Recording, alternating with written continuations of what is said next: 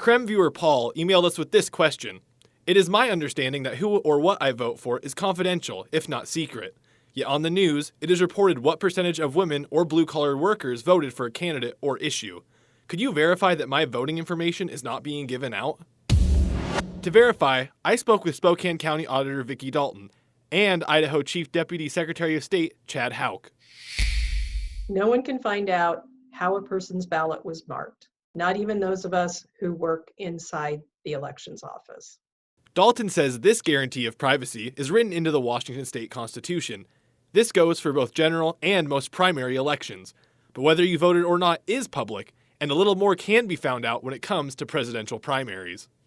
The only thing that is known is if the voter submitted a ballot. That is public information. Did we receive an envelope from the voter? In the presidential primaries, the choice of party is also made public. And that's because it's marked on the outside of the envelope. But what about over in Idaho? It turns out voter privacy is also legally protected in the GEM state.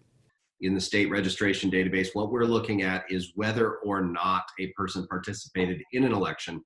Actually, Article 6, Section 1 of the Idaho Constitution guarantees a voter a secret ballot. Houck also says that this is true for both absentee and in-person votes.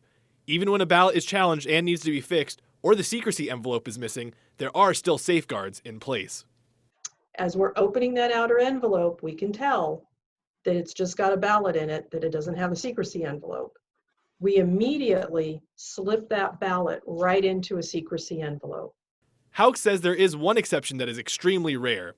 If any active military members or civilians living overseas can't vote by mail, they vote through email, briefly causing an election worker to know how they voted. But Houck says this isn't stored under their name.